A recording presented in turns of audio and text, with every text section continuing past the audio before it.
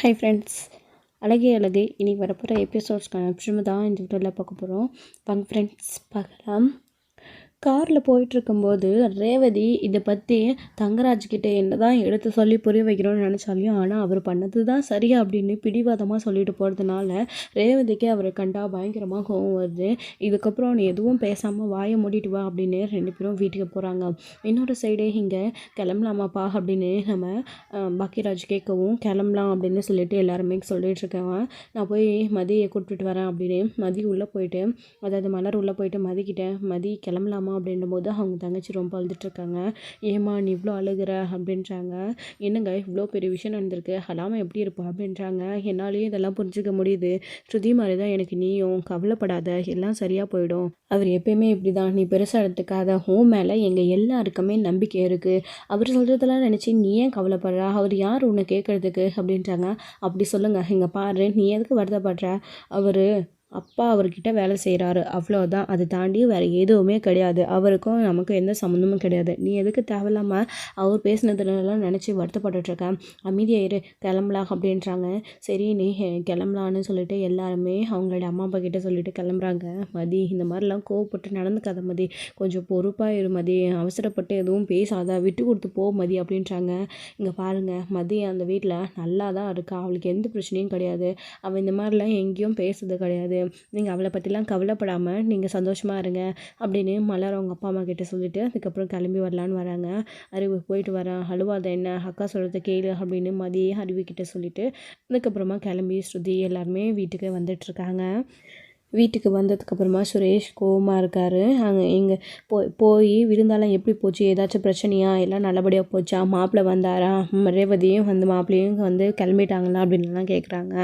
அதெல்லாம் வந்து கிளம்பிட்டாங்க அப்படின்னு பாக்கியராஜ் சொல்லிட்டுருக்கவும் சுரேஷ் மூஞ்சி கோவமாக வச்சிட்ருக்கவும், என்னடாச்சு, ஏன்டா அப்படி இருக்க, மாப்பிள்ளை ஏதாச்சும் சொன்னாரா, மாப்பிள்ளைக்கு எந்த அங்கே மரியாதை குறைச்சலும் இல்லை அப்படின்றாங்க. ஆமாம், ரொம்ப ராஜ மரியாதை கிடச்சிருச்சு, மாமாவும் அக்காவும் சந்தோஷமாக வந்து நிம்மதியாக சாப்பிட்டுட்டு போயிட்டாங்க அப்படின்றாங்க. ஏன்டா ஏன் இப்படி கோவப்படுறா அப்படின்றாங்க. டி சுரேஷ், என்னடா இப்போ எதுக்கு கோவப்பட்டுட்ருக்கா, என்ன நடந்துச்சு, எதுவுமே இல்லை, எல்லோரும் வந்தாங்க, சந்தோஷமாக சாப்பிட்டாங்க, கிளம்பிட்டாங்க, அவ்வளோதான் அப்படின்றாங்க. நீ என்னென்ன நீ இப்படி மாறிட்ட, அங்கே மாமாவுக்கு எவ்வளோ பெரிய அசிங்கம் அவமானம் ஏற்பட்டுச்சு, அதை நீ யார்கிட்டையும் சொல்ல விடாமல் மறைக்கிறியா அப்படின்றாங்க. டேய் சொல்லக்கூடாதுனால இல்லைடா, எதுக்கு தேவையில்லாமல் அப்பாவும் அம்மாவும் இந்த விஷயத்தை பற்றி சொல்லி டென்ஷன் பண்ணணும் அப்படின்றாங்க.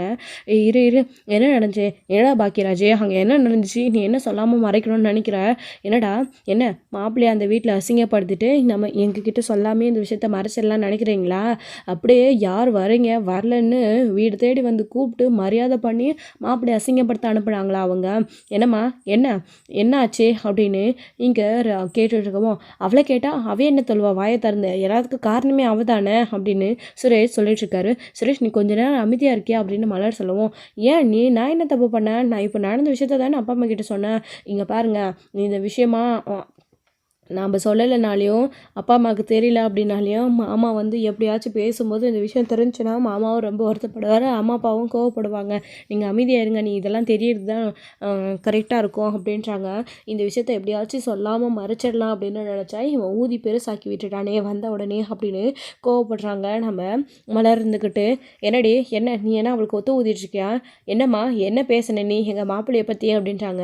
நான் ஒன்றும் உங்கள் மாப்பிள்ளையை பற்றி எதுவும் தப்பாக சொல்லலை, உங்கள் மாப்பிள்ளை தான் தேவையில்லாத வேலையை வச்சு பார்த்துட்ருக்காரு, அடுத்தவங்க வீட்டுக்கு போகிறோமே அங்கே எப்படி நடந்துக்கணும்னு டீசென்ட் கூட உங்கள் மாப்பிள்ளைக்கு தெரியல, பெருசாக மாப்பிள்ளை தலை மேலே தூக்கி வச்சுட்டு கொண்டாடுறீங்க, அவர் இப்படி இவர் இப்படின்னு தேவையில்லாமல் பேச்செல்லாம் பேசுகிறீங்க அப்படி இப்படின்னு நிறைய வந்து இங்கே வந்ததுக்கப்புறமும் மதி பேசிகிட்டே தான் இருக்காங்க. அதானே இவ வாய் எங்கடா அமைதியாக இருக்குது, இங்கேயும் அப்படியே தானே பேசுகிறா, அதே மாதிரி அங்கேயும் போய் மாப்பிள்ளை கிட்ட தேவையில்லாமல் பேசிட்டாளா, என்னடா நடந்துச்சுன்னு நடந்த விஷயத்தை பற்றி கேட்குறாங்க. இதெல்லாம் கேட்டதுக்கப்புறம் ஒரு பொம்பளை பிள்ளை எப்படி இருக்கணும் என்ன பண்ணணும்னு தானே மாப்பிள்ளை கேட்டிருக்காரு, இதில் என்ன தப்பு இருக்குது, இங்கே பாரு அந்த பொண்ணுடைய நல்லதுக்காக உன் குடும்பத்து நல்லதுக்காக தான் மாப்பிள்ளை யோசிச்சு கேட்டிருக்காரு, இது ஒரு குத்தம்னு இப்படி பேசி என் மாப்பிள்ளை அசிங்கப்படுத்தியிருக்க அப்படின்றாங்க. நான் ஒன்றும் உங்கள் மாப்பிள்ளை அசிங்கப்படுத்தலையே, அப்படியே அவள் ஏதாச்சும் தப்பு போனாலும் அதை கண்டிக்கிறதுக்கு என் வீட்டில் என் அப்பா அம்மா இருக்காங்க, நாங்கள் இருக்கோம், நாங்கள் பார்த்துக்குறோம். அவருக்கு என்ன இதில் மூக்கம் நுழைக்கணும்னு 3வது மனுஷங்க விஷயத்தில் எப்போ பார்த்தாலும் அடுத்தவங்களோட விஷயத்தில் இன்வால்வ் ஆகுறதே தான் உங்கள் மாப்பிள்ளையோட வேலையா? தேவையில்லாமல் அவருக்கு சப்போர்ட் பண்ணிட்டு வராதிங்க. அவர் பண்ணது தப்பு தான். ஏன் தங்கச்சிக்கிட்ட அவர் அப்படி கேட்டிருக்கக்கூடாது. அவளே தெளிவாக நான் ஃப்ரெண்ட்ஸ் கிட்ட தான் பேசுகிறேன்னு சொன்னதுக்கப்புறமும் தேவையில்லாததெல்லாம் அவள் மனசில் அவள் காயப்படுத்துகிற மாதிரி பேசினா அது தப்பு இல்லையா? அவள் எவ்வளோ பயந்துட்டா தெரியுமா? எவ்வளோ அழுதா தெரியுமா? இந்த வேலையெல்லாம் உங்கள் வீட்டோட வச்சுக்கோங்க, எங்கள் வீட்டுக்குள்ளே இந்த மாதிரி விஷயத்தெல்லாம் கொண்டு வரணும்னு நினைக்காதீங்க அப்படின்னு கோவமாக சொல்லிட்டு மதியம் அங்கேருந்து போயிடுறாங்க. பாத்தியாங்க இவளுக்கு திமிரை எப்படி பேசிட்டு போகிறான்னு அப்படின்னு அவங்களுடைய லட்சுமி வந்து சொல்லிட்டு இருக்காங்க. பாத்தியா திமிரை இப்படி தான்ப்பா அங்கேயும் பேசிட்டு போனா. மாமா கோவமாகவே போயிட்டாரு, எதுவுமே பேசவே கிடையாது என்கிட்ட.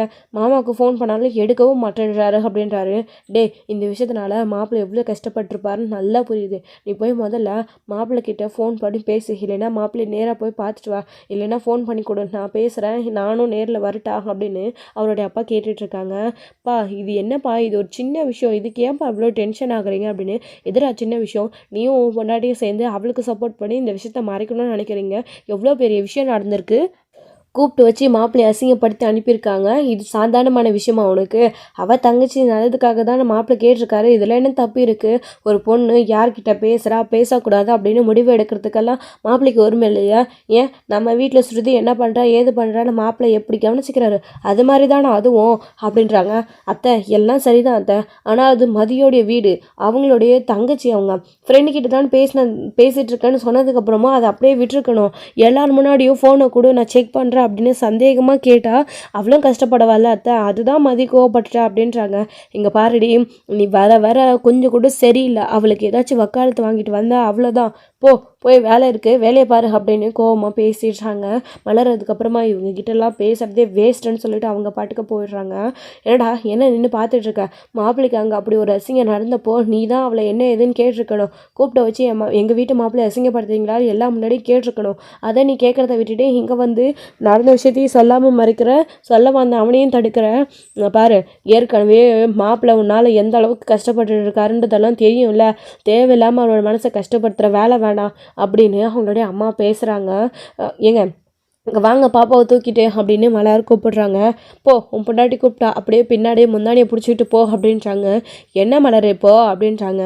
ஏங்க அவங்க கிட்ட தான் எப்படியும் நடந்ததை பற்றி சொன்னால் பேசிகிட்டே இருப்பாங்கன்னு தெரியும்ல, எதுக்கு தேவையில்லாமல் வீணா நின்று பேசுகிறதே வேஸ்ட்டு. நம்ம எது மறைக்கணுமோ சொல்லக்கூடாதுன்னு நினச்சோமோ அது எல்லாத்தையும் சுரேஷ் பேசிட்டான் சொல்லிட்டான். இதுக்கப்புறமும் நம்ம அவங்க கிட்ட பேசுறதுக்கு என்ன இருக்க போகுது? பேசி ஒரு பிரயோஜனமும் ஆக போகிறதில்ல. போய் இங்கே வேலையை பாருங்க அப்படின்றாங்க. இதில் அவங்க நம்மளை தப்பாக நினச்சாலும் நினச்சிட்டு போகட்டும், போய் எங்கள் வேலையை பாருங்கள், பொண்டாட்டி தாசனாகவே நீங்கள் இருங்க, அம்மா பிள்ளையா மாறாடாதீங்க, அப்படியே நான் தான் உங்களுக்கு கைக்குள்ளே போட்டு வச்சுருக்கேன்ல, எண்ணம் பாருங்கள் அவங்களுக்கு எண்ணம், போங்க அப்படின்னு மலர் கோவமாக பேசிடுறாங்க. அதுக்கப்புறம் பாக்கியராஜோ பாப்பாவை தூக்கிட்டு ரூமுக்கு போயிடுறாங்க. ரேவதியும் அங்கே வீட்டுக்கு போன உடனே அப்படியே கோவமாக இருக்காரு. என்னடா என்னாச்சுன்னு அவங்க அத்தையும் வந்த உடனே கேட்டுட்ருக்காங்க. ஒன்றும் இல்லைம்மா அப்படின்னுடுறாங்க. அதுக்கப்புறம் ரேவதி கிச்சனுக்கு போயிடுறாங்க. ஏண்டே தலைவலிக்குது, ஒரு காஃபி போட்டு கொடுறியோ அப்படின்றாங்க. தாங்க கொண்டு வரேன் அப்படின்றாங்க. காஃபி போட்டு வந்து கொடுத்தா அந்த காஃபி குடிச்சிட்டு கொஞ்சம் கூட அது சரியில்லைன்னு சொல்லிட்டு தூக்கி வீசிடுறாங்க. அந்த கப்லாம் உடஞ்சி போகுது. ஏங்க என்னங்க ஆச்சு அப்படின்னு. இத்தனை வருஷமாக காஃபி போடுறியோ, ஒரு காஃபி போட தர்றதில்ல உனக்கு, காஃபி அடியாது கசக்குது அப்படின்னு தூக்கி போட்டுறாங்க. ஏங்க அதுக்கு சரியில்லைன்னா சரியில்லைன்னு சொல்லியிருந்தா சரி பண்ணி கொண்டு வந்திருப்பல, அதுக்கேங்க கப்பை தூக்கி உடைச்சிங்க அப்படின்றாங்க.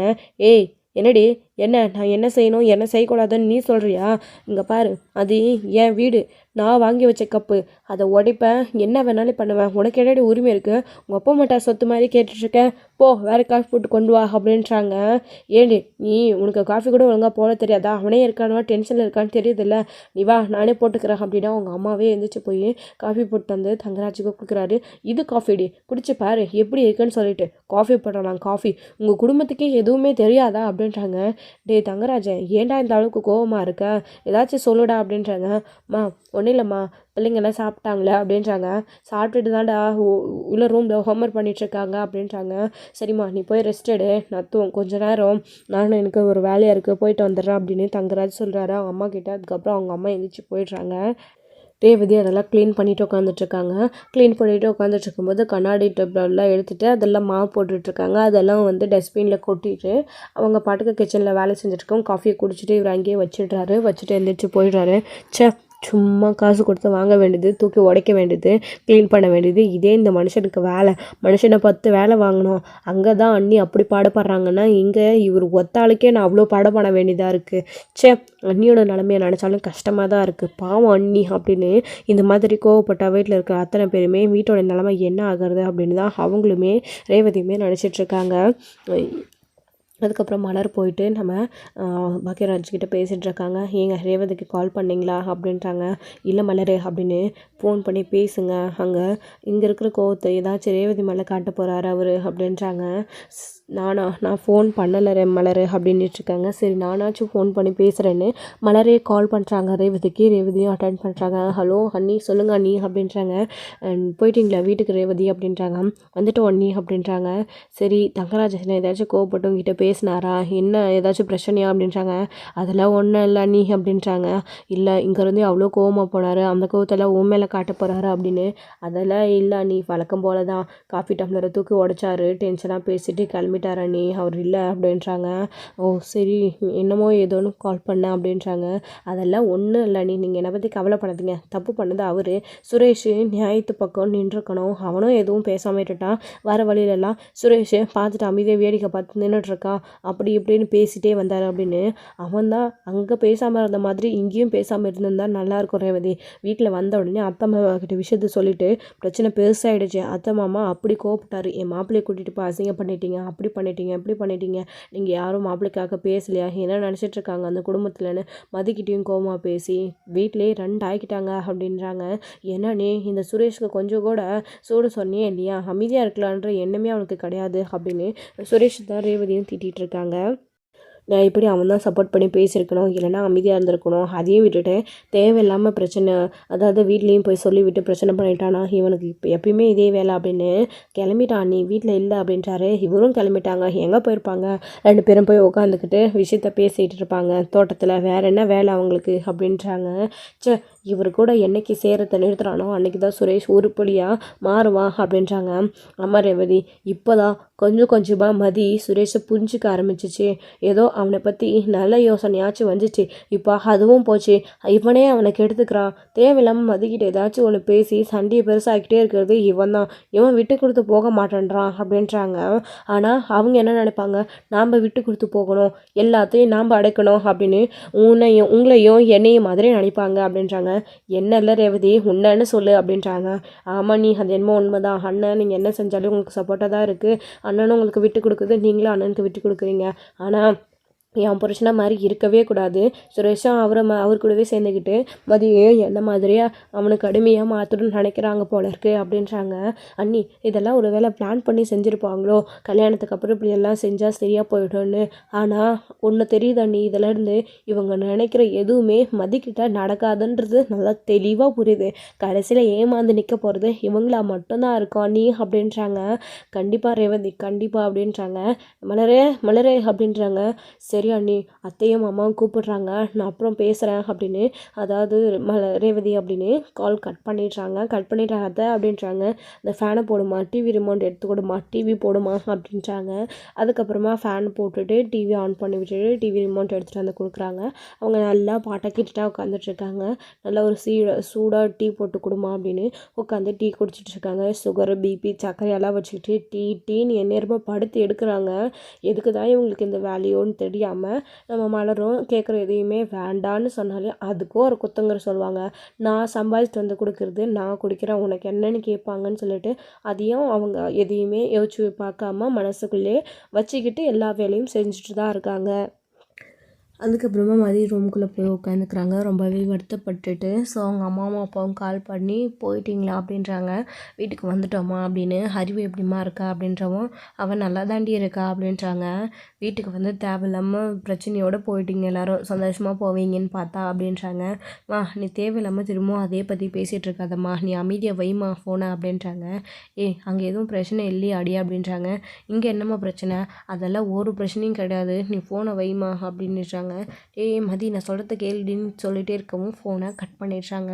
என்னங்க இப்படி இருக்கா அப்படின்னு தெரியலையே, இதெல்லாம் எங்கே போய் முடிய போதோன்னு தெரியல, கல்யாணத்துக்கு அப்புறமாச்சு மாறிடுவா, அந்த குடும்பத்துக்கு ஏற மாதிரி நடந்துப்பா அப்படின்னு பார்த்தா இவ இன்னமும் அதே கோவத்தோடையும் அதே பேச்சோடையும் இருக்காளே, இதெல்லாம் எங்கே போய் முடிய போதோ, தேவையில்லாமல் தேவராஜ் சார்கிட்ட வேற தங்கராஜ் சார்கிட்ட வேற கோவப்பட்டுட்டா, என்ன நடக்க போதோ அப்படின்னு தான் அவருடைய அப்பாவும் பயந்துட்டுருக்காங்க. அவள் தான் எதுவும் பிரச்சனை இல்லைன்னு சொல்கிறாளேங்க அப்படின்னு. அவள் அப்படி தான் சொல்லுவாள். அவள் எதை நம்மக்கிட்ட சொல்லிகிட்ருக்கா, எது பிரச்சனையாக இருந்தாலும் அவளையே பார்த்துக்கிறேன், நம்மளையே அங்கே போக வேணாம்னு சொன்னவ பின்ன அவள் என்ன செய்யாமல் இருப்பா, நீ விடு அப்படின்றாங்க அவருடைய ஹஸ்பண்டுமே கூட. அதுக்கப்புறமா அவங்களுடைய மனைவியுமே விட்டுட்டு, இங்கே பாருடி எல்லாம் உன்னால் வந்தது, தேவையில்லாமல் விருந்துக்கு வந்து சண்டை போட்டுட்டு போயிட்டாங்க, நீ மட்டும் அமைதியாக இருந்ததுன்னா இதெல்லாம் நடந்திருக்குமா, ஃப்ரெண்டுக்கிட்ட பேசுகிறேன்னா அப்புறம் பேசியிருக்க வேண்டியது தானே, உன்னை பற்றி எங்களுக்கு தெரியும்டி, ஆனால் வர ஒரு அக்கறையில் பேசுகிறன்ற மாதிரி பேசிட்டாரு, அவரை பற்றி தான் உனக்கு நல்லாவே தெரியும்ல, தெரிஞ்சும் அமைதியாக இல்லாமல் ஏன்டி இப்படி பண்ண, பார்த்ததுக்கு உன் அக்கா வேற அமைதியாக இல்லாமல் ஏதோ விசாரிச்சுட்டு கொடுத்துருவாருன்னு பார்த்தா தேவையில்லாமல் ஃபோனை பிடுங்கி வச்சுட்டு ஒரு பக்கம் சண்டை போடுறான். என்னடி ஒருத்தருக்கு ஒருத்தர் ஒருத்தி வேறு ஒரு ரகமாக இருக்கீங்கன்னு அவங்க அம்மாவும் கோவப்பட்டு பேசிகிட்டு இருக்காங்க. ஸோ அடுத்து வந்து இங்கே மதி ரொம்பவே டென்ஷனாக இருக்காங்க. வீட்டில் நடந்த விஷயத்தை நினச்சி எதுக்கு தான் அவர் மாப்பிள்ளைக்கு இவ்வளோ இம்பார்ட்டன்ட் கொடுக்குறாங்கன்னு தெரியல, அவர் என்ன அப்படி நியாயமானவரா ச்சே அப்படின்னு கோவத்தோடு இருக்காங்க. ஸோ சுரேஷ் அவரோட மாமா கூட சேர்ந்துக்கிட்டு குடிச்சிட்ருக்காரு. இதோட இந்த எபிசோட் வந்து முடிச்சிருக்காங்க. அடுத்தடுத்த எபிசோடில் என்ன நடக்க போகுது, அவர் பட்ட அசிங்கத்தில் சுரேஷ் கூட சேர்ந்து குடிச்சிட்டு தேவையில்லாமல் ஏதாச்சும் பேசி சுரேஷும் வீட்டில் வந்து ஏதாச்சும் குடிச்சிட்டு வந்து சண்டை போட போகிறாரா, என்ன நடக்க போகுது அப்படின்றதெல்லாம் வெயிட் பண்ண நெக்ஸ்ட் வீடியோவில் பார்க்கலாம். Friends thank you. இந்தியோட பிடிச்சிருந்தா லைக் பண்ணுங்கள், ஷேர் பண்ணுங்கள், கமெண்ட் பண்ணுங்கள்.